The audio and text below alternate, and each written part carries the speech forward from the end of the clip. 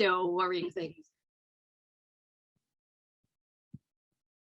Yeah, no, I totally agree. Missing signs of abuse and angry parents are really, really sensible worries to have. Yep, sexual assault, we will definitely talk about that. I've got a slide called How to Do as Child Protection Medical. Yeah, explaining it. I think that's what's hugely important for you, because that's the horrible thing, actually, when you're the only person there and, you know, having to tell people that you're referring them to social care. I think that's really something to practice. You know, it's a shame. That's the one thing that I think it's a real shame we're not doing this day in person for, because as much as it's nice when it's, you know, really hot outside for us all just to be able to lie at home, actually, I think it's a really useful practical thing to be able to sit and chat with each other and practice telling people you're referring them to social care, because it's always, I find that actually often people take it much better than you think they will, as long as you're prepared and you say it in the right way. Missing things, yeah, missing signs of abuse, safeguarding reports, yeah, consent ages, oh god, parents, right, have parents who want to leave, yep,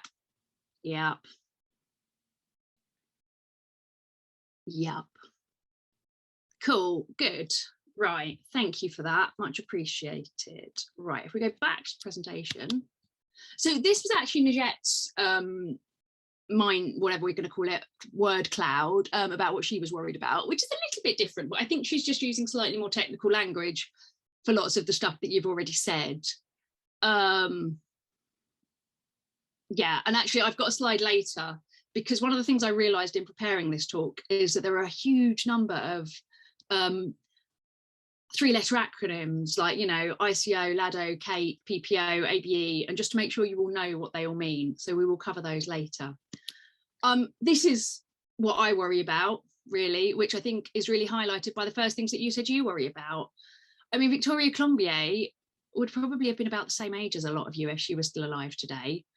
And I guess a lot of you would have been very young when she died in 2000, but she, I'm sure you will know, was brought over here and apparently for a better life, to be looked after by her aunts who tortured and killed her. And she was seen by a lot of medical professionals along the way, and no one realised and no one managed to save her. And she spoke French and no one managed to talk to her. And so that's what's worrying, really, that, you know, and there have been so many other children since her, sadly. But, you know, as a result of Victoria's death, her parents really wanted to work to raise awareness and try and make sure there weren't too many more. And we've got Every Child Matters, and we've got the Children Act. And hopefully we've got better working with education and with social care and with the police. But things are still not perfect. The kids who need the most love will ask for it in the most unloving ways. It's true. This particularly makes me think of teenagers, who I think are so hard to safeguard. But often they're also very, very lovely. You know, often you get these kind of descriptions of these teenagers and all the things you've been doing, and they're coming to see you in clinic and you think, oh my God. And they come in and they sit down and they're polite and they're sweet and you think, oh, I'll just take you home. But no. So I don't know if I'm going to be able to see the chat. Emma, I might need your help with that. But what I would like, just to check where we're all at, what are the 4 types of abuse? Can everyone just put them in the chat? And yeah, and then maybe Emma, you can shout them out.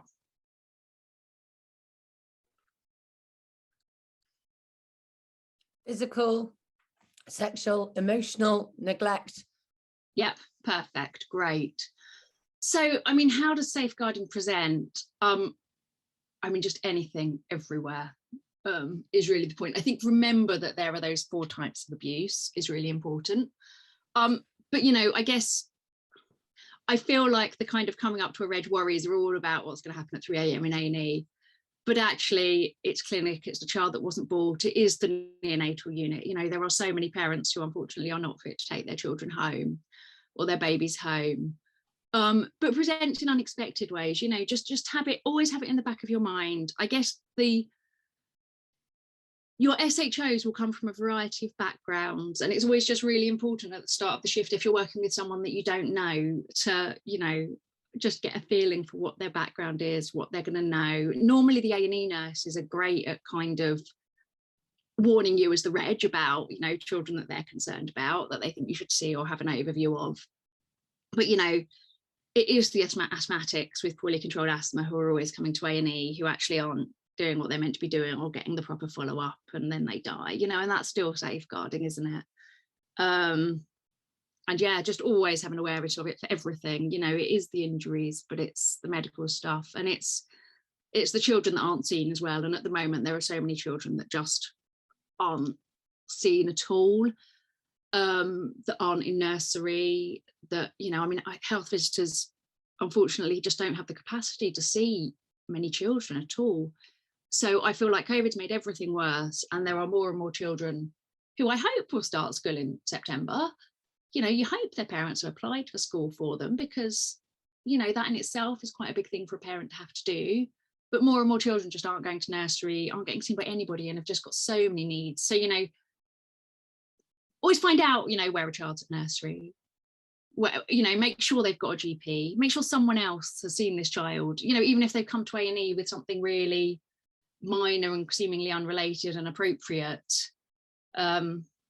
You know, as a community paediatrician, I'm always asking about development in A&E. I know there's no time. I know we're all totally overrun, but, you know, you can always signpost people and just pick up those children that no one sees, because there's too many of them. So what to do at 3 a.m. I've kind of written a list of the stuff that I feel like comes in at 3 a.m. Sometimes you get police bringing children in. That tends to be quite straightforward, actually, because by definition, you've already got the police there who are really, really useful and helpful generally. The children I've had them bring in are children who've been with adults who've been unable to look after them, normally because they were drunk. And the children have somehow got injured through being with this drunk adult. But thankfully, neither of the time have they actually been badly injured. Senior nurses are normally really, really experienced and good and know what to do as well. But, you know, you do have to be the leader when everything's, you know, because sometimes nurses are so busy and there are just so many children. Police can put children under a police protection order, which is very helpful of them when they need to, which keeps the child in a place of safety for 72 hours. There are also emergency protection orders. They tend to get a bit mixed up, but the social services have to go to court for an emergency protection order. So you have to get an emergency protection order before your police protection order runs out.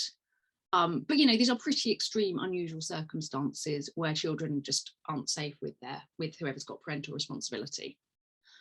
I mean, your job really is the medical stuff and keeping the child safe. It's always worth dragging out the medical stuff as long as you can, because it's a really good reason to keep the child in hospital. You know, just because you know that the paracetamol level is back and okay, actually, you know, the young person who wants to leave doesn't need to know that if you don't think she's safe to leave and you can't get hold of CAMS and everything else.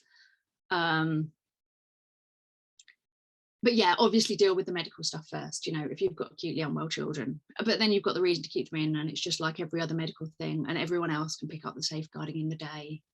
Hopefully you've all seen the Child Protection Companion. I don't find it hugely user-friendly, I will admit, but it is useful when your consultant says, can you just sort out all the investigations for this child who's come in with an unexpected bruise? Although those investigations are about to change and get a lot better. There is some new guidance coming out from the British Society of Haematologists, which is not quite out yet, but it massively reduces the number of blood tests you need to do, which is really good, and says useful things like don't do a von Willebrand factor at a DGH because you'll get a weird result that won't make any sense, which you may or may not have previously experienced. Obviously, you should always be talking to your consultants about these things. You know, you're still all only going to be ST4s. I think, you know, not even if this is your first out, I think not just because this is your first out of hours safeguarding case, you know, these are children at huge risk. If you're getting lots of other professionals involved and stuff, your consultant needs to know about it. And yeah, I like this poster from UCLH. When working with people who you suspect might be at risk of harm, whether they're service users or colleagues, use your professional curiosity and safely inquire about their welfare. I like professional curiosity. I think I'm probably quite nosy, really. But it's really, really, really important and not to be underestimated. You know, as I was saying about making sure your child's at nursery, you can always sit and have a chat with a child about school. The particular example, which I will always come back to, I think, so it was March 2020. and I was working in neonates, and I was on the neonatal ward at about 3 a.m. with an SHO, giving a hepatitis B vaccine to a baby. And the mum said to me, oh, how do I get my child to see a paediatric neurologist? And I kind of went, hang on a minute, it's a bit weird. It's, 3 a.m. When on earth are you asking me this? Anyway, so this was March 2020, and mum had come over from somewhere a long way away at 37 weeks pregnant, at the start of the COVID pandemic, with her 2-year-old, without enough medication for her 2-year-old, with epilepsy, who she was really worried about, who was regressing. And this 2-year-old at that point was, I think, with her brother or something, apparently. So anyway, I obviously went and talked to the midwife in charge and kind of said, we need to know what's going on. We need to make sure this 2-year-old is safe. I decided it was, they probably, the mum seemed actually fairly sensible, really, to be asking me these things. But somehow that child did end up in a child protection medical, this 2-year-old, and was just having absolutely intractable seizures, and ended up in A&E and having a head scan, and had some horrible epilepsy, and actually ended up remaining in the area. And I saw again and again and again, and came in when I was then covering A&E, and ended up under palliative care. But it's amazing what you find out from people at 2 o'clock in the morning, when you just sit and have a nice chat and ask questions and go, and it's always asking nicely about where siblings are, because actually when I was an SHO, suddenly realizing that yes, someone has actually left the 4-year-old at home, and they think it's fine that the 4-year-old's watching videos at home on their own at 10 o'clock at night, and no, it's not. That was one where we had to get the police out to rush around and rescue the 4-year-old. And don't be afraid of involving the police in these things, because often these are children really at risk. Sometimes you do need to call 999, and that's fine. So this was a combination of things that Mariette and I have dealt with as a registrar. I think most of them by all of us. You know what A&E's like. You end up with everything all the time. It's why it's so interesting, keeps us all going. But yeah, some of it is horrible.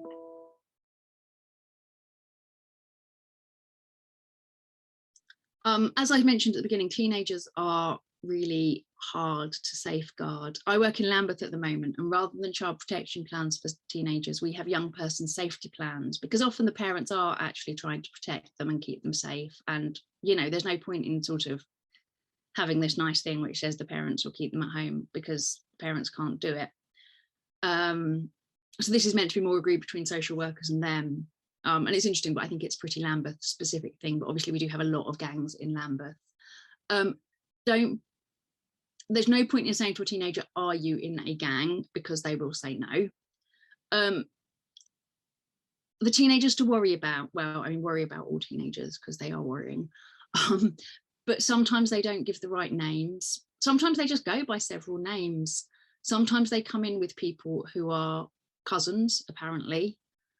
Always try and see them on their own, because they might be being trafficked by that person, or they might be, that person might be in their gang and doing all sorts of terrible things to them. But it's really hard to keep teenagers safe. But there are organisations like Red Thread and Oasis and all the other ones that are working in various emergency departments as well, where there are big problems like this. And some of the nurses are brilliant as well. But yeah, heads is really, really useful.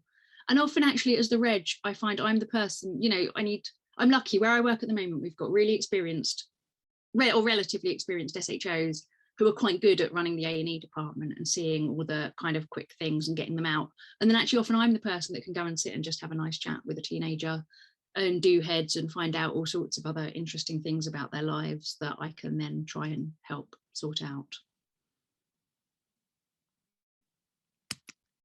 So my beginner's guide to the child protection medical, and this in a way is whether or not you're seeing them in the community or whether or not you're seeing them in A&E in the middle of the night and they've got some sort of worrying injury or something. I mean, obviously they're, in the community you're trying to do something far more thorough and you've got the real time to sit down and take over it, and hopefully you've got the senior support. But I understand there's quite a lot of variation in what happens in different places, and it does always slightly depend who you're on with. So first of all, it's really important to kind of figure out what everyone else knows about why you're there. So whether they've been brought in by social care or the police, first of all, privately talk to them and write down everything they say. Lots of using quotation marks and lots of trying to get verbatim stories. You may or may not have parents or carers with you. Obviously, in the community, you need consent for a child protection medical, which would normally come from a parent. I have a brilliant slide on parental responsibility in a minute. And the order of whether or not you talk to the child first or the parent first will depend on lots of things. Obviously, if they're a little child, you need to build their trust, and ideally you'll have a nice chat to them with their parents. And the reason, you know, even in A&E, if the child's been brought in by the police and you haven't got parents and carers, it's really useful to still have a chat to the parents, because actually the child might be on medicines, they might have medical needs that, you know, you need to meet literally while they're in A&E and find them their regular medicines and everything else. And even if you're in A&E, you want this sort of background medical and developmental information. It'll give you an idea of neglect. You know, if they're not going to appointments, if the child, you know, I saw a child the other day who had the most hideous eczema I'd ever seen. And then, you know, when I was saying, well, what's happening to the clinic letters? And they were going in the bin, you know, mum couldn't read and no one had realised this. And I asked about when she'd started, you know, kind of emerged that she'd only actually started school at the end of reception because mum hadn't been able to get her a school place. So you just find so many things out. And so many children just don't speak at all at the moment, particularly, or, you know, you suddenly discover that children just actually can't speak. But yeah, it's really important to talk to the parents and the child separately as well as together. But yes, talk to the child, hear the voice of the child, use interpreters if you need to. Ideally have a nurse with you or a police officer with you, you know, or the social worker with you, but, you know, you've got to talk so the child feels comfortable. So, you know, sometimes children don't get on with their social workers, and in that case, you really don't want the social worker there. So yeah, lots of history taking, lots of just recording verbatim what people are saying. How am I doing for time? Background things about the child, check that they've actually got a school or a nursery or a GP, see if anyone else is involved, and then examine all of them, preferably with someone else present. Nurses are great in A&E. It can actually often be easier to get a chaperone in A&E than it is in the community, and use a body map. So this is my wonderful chart of who has parental responsibility, which I think everyone should try and take a screenshot of. So the simple bit is over here. In your average child, mum definitely has parental responsibility, dad has parental responsibility if he was married or if he's on the birth certificate. And the same, I think, for same-sex partners. They have various things over here. If a child is in care, it gets more complicated.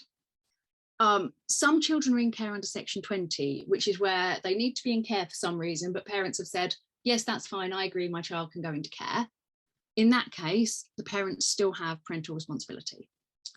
If they're in care under an interim care order or a full care order, so the local authority have gone to court, then the local authority share parental responsibility.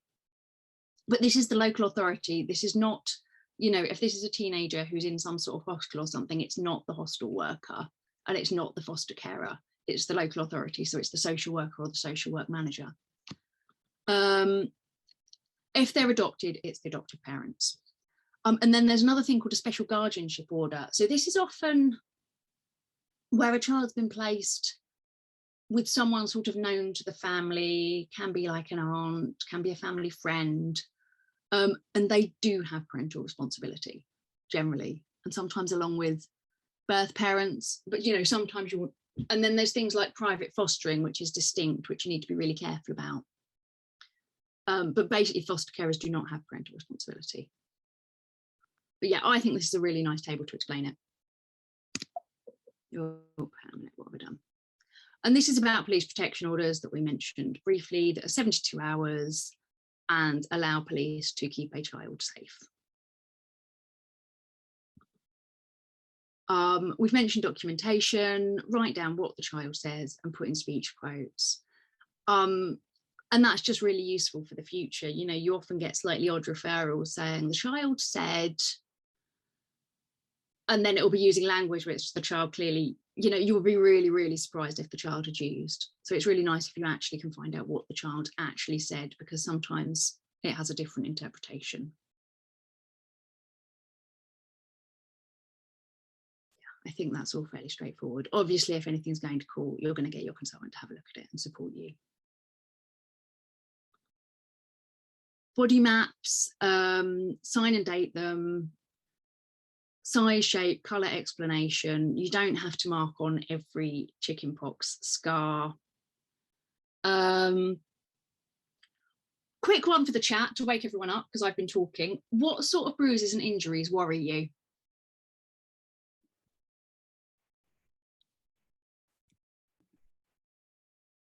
I'll monitor the chat. Non-mobile child? Yes, definitely. So non-mobile children, there are studies to show they just do not bruise. I think it took me a while to realise quite how unusual it was to find a bruise in a non-mobile child, but they literally shouldn't have any. And if they have any, you want to know why, and you want a good explanation. Oh, we've got lots. Hang on. Bruising behind the ear. Definitely. Torn frenulum. Yeah. Although sometimes there's a good explanation for that. I think one of my children like fell onto the stairs and like caught her lip and tore her frenulum, and I was, you know, terribly worried, but I did see it happen. That was definitely what happened. In an unusual location, e.g. soft tissue areas. Yeah, exactly. Away from bony prominences. And yeah, again, it's, you know, one child I saw just had a cluster of bruises just at the top of his thigh, quite well hidden. And I think even the social worker was saying, well, you know, he's very clumsy. And it's like, no, why has he got all his bruises in the same hidden place? This doesn't make sense. Bruises with specific shapes. Yes, exactly, definitely. Things like belt buckles. Yeah. Marks on the bottom, inside of the thighs, genital area. Definitely. And just, you know, when you're getting SHOs, I think in a way you kind of, you know, when you get used to doing body maps, you're like, oh yeah, it's really obvious. But just be aware that some of your SHOs will never have seen them before and might need quite a lot of help with them. And it's really nice doing them together, because then, you know, you can say this is this, and then someone else can write it down. Because if you know, it just ends up being hideous when you're there with your little tape measure and then having to write stuff down, and you suddenly go, oh my God, they've got so many bruises, this is awful.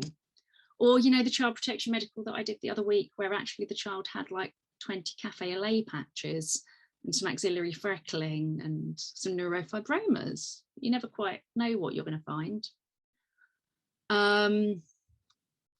Right, how are we doing? So referring to social care. I'm going to have to go back to the nighttime bit. So every borough has their own MASH form, which I guess when you know where you all know where you're working for ST4, don't you? So, you know, it's just worth having a look. Often hospitals will cover several different boroughs. The thing that I find really useful as well is that every local authority also has a threshold of need document, which tells you exactly what, you know, you've got like 1 where you get your universal services, and then 2 you get a bit more, 3 you get a bit more, and 4 is terrible. Section 47, child protection. But I think it's really useful, even when doing your MASH referrals, to be able to say, you know, this child's got things such that they, you know, that this is significant harm. So look at the threshold of need document, and know where to find the form. And normally you're talking to the duty social worker as well as filling in the form. Duty social workers can come from anywhere. They won't necessarily normally be children's social workers, so they might need a bit of explanation, but they're very experienced. Sometimes they say no further actions required. Sometimes they say early help. Sometimes they're a child in need, so that's Section 17 of the Children Act, Section 17 investigation, and they get a bit of support. And yeah, if things are bad, you get a Section 47 investigation. There will normally be a strategy meeting to decide to do a Section 47 investigation, which someone medical should be involved in, and that might be you if you're in the community, or if you've been acutely involved in a case. And it will either be a single agency or a joint agency Section 47 investigation, which will lead to a case conference and a decision to put a child on a child protection plan. Joint agency would be social care and the police. strategy meetings. So yeah, the things I've talked about are section 17, which is child in need, section 20, which is going into care voluntarily, and section 47, which is child protection investigations. Oh, this is my 3-letter acronym quiz. I know that I'm desperately running out of time. I'm ready with the chat. I know, how am I going to do this? We can't go through all of them. Right, so CLA are looked after children, but we now call them CLA rather than LAC, depending on where you work, because LAC sounds like lack. They've got a lack of parents that can look after them, but it doesn't sound very nice, is the feeling. So we should really be calling them CLA.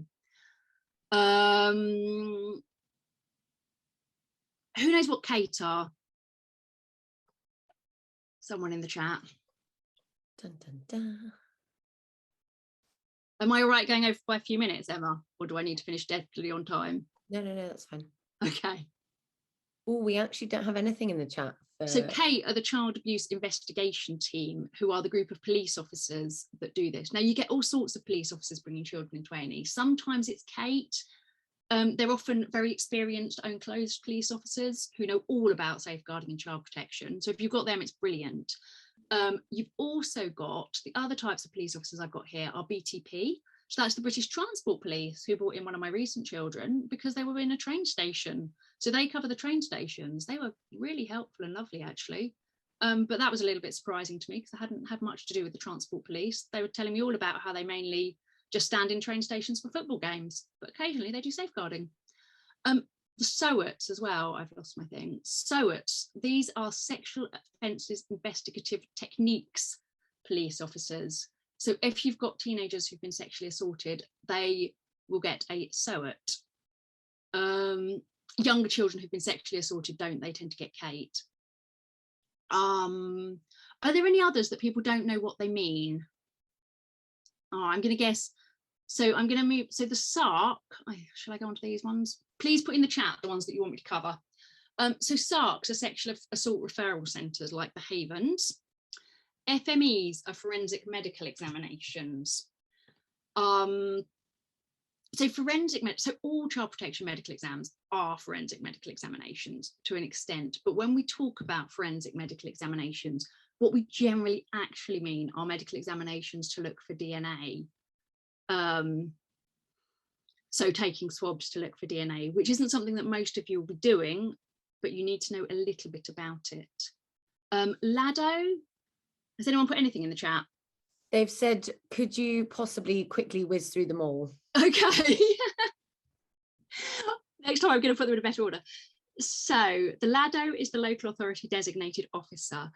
If, for example, you've got a physical abuse thing, quite often you find that parents actually work in a caring profession. Any care, so we're talking teachers, we're talking care workers, we're talking doctors, nurses, nursery workers, anything, and they need referring to the LADO because actually if they're hitting their child, are they capable of doing their job is the question. CSE, CSA, child sexual exploitation, child sexual abuse. I think we covered EPOs and PPOs, the emergency protection orders and the police protection orders. ABEs are achieving best evidence interviews. These are things that generally the police and social care and sometimes psychologists do. And they're also known as VRIs, which are video recorded interviews. And this is about getting the best evidence for a child. So the child has to give their evidence once on video, and then the video can be shown to the court. Ideally, you want to see your child for a child protection medical exam after they've had this, so that you know what they've said in this, so they actually don't have to go through it all again. And also, if you are chatting to them, you can be a little bit less cautious about what you ask them, because if they haven't had those, you have to be incredibly, incredibly cautious about not asking children leading questions about what's happened to them, because you really don't want to contaminate the evidence. MASH is the multi-agency safeguarding hub. ISVAs are independent sexual violence advocates. So if you have usually an over 10 who's been sexually assaulted, the Havens have independent sexual violence advocates who can help them and their families work through the criminal justice process. And they're lovely and very supportive and good at signposting to psychology as well. IDVAs are independent domestic violence advocates, which sometimes parents will have.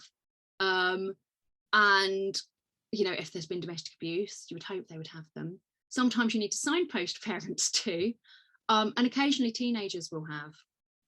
CIN is child in need, CPP child protection plan, ICOs interim care orders, CAF is the common assessment framework which social workers use to assess families.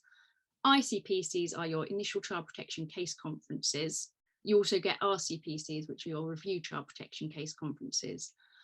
ACEs, hopefully you'll all know a little bit about ACEs. These are adverse childhood experiences which have really bad outcomes on children long term, and we need to protect them against.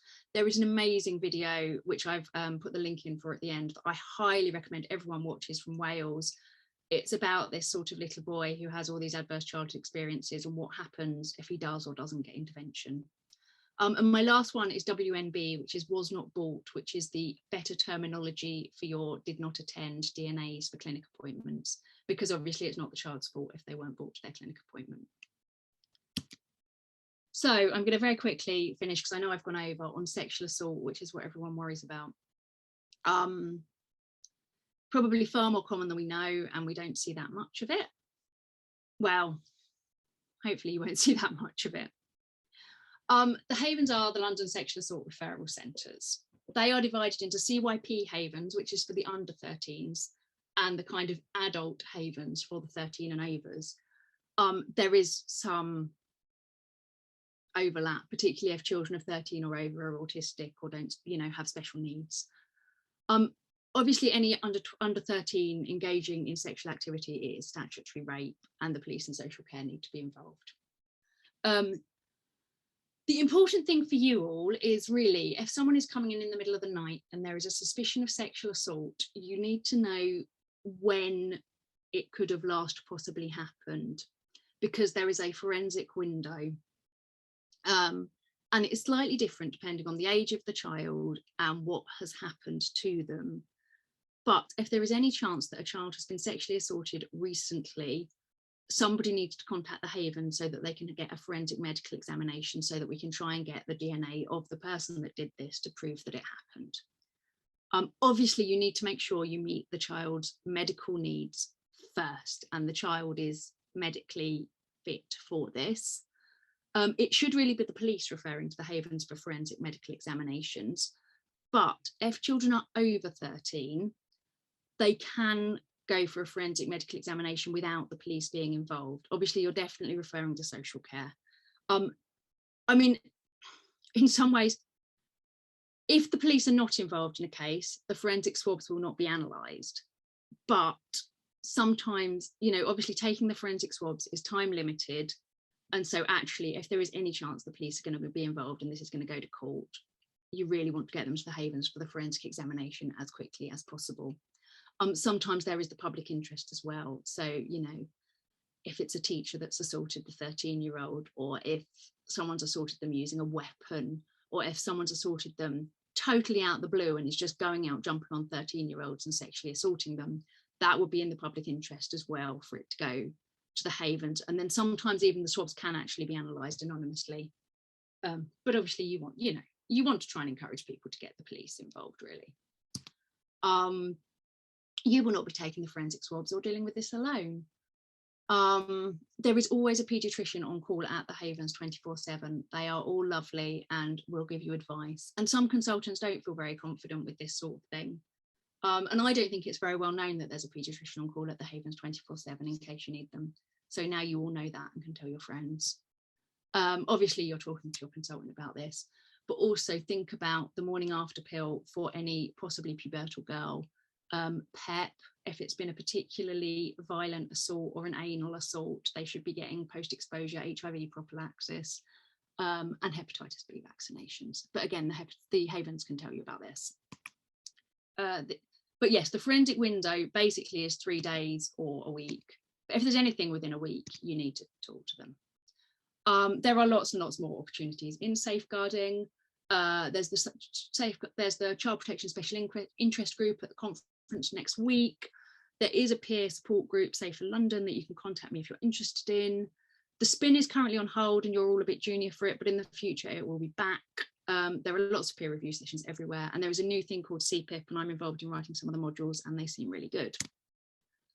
This is something that Najette helps direct in COVID, which is amazing. You know, it talks about being a paediatrician. I will give you the YouTube link, and it says, you know, it talks about, you know, looking after the children that are really medically unwell. And then it says, for some kids, the bleep isn't bleeping. For some kids, you're hidden at home. For some kids, we struggle to see you. For some kids, your voice isn't known. For these kids, we know you need better, and the silence won't end on its own. For those kids, we're here and we're shouting. You may feel it, but you're not alone. So yeah, we need to advocate for these children that no one sees and try and help people see them. Sorry, I went over a bit, but are there any questions? I would definitely recommend the 2 YouTube videos at the bottom, which are Najette's poem and the Aces Wales video. And yeah, contact me if you're interested in stuff. There's loads of things to get involved in. Thank you very, very much, Jo. That was absolutely fantastic. A lot of content there. And this talk has been recorded, so you will be able to rewatch it. I know I've taken a picture of the parental responsibility, and I've already shared it to a few groups. So no, thank you. Now we're going to go into the child protection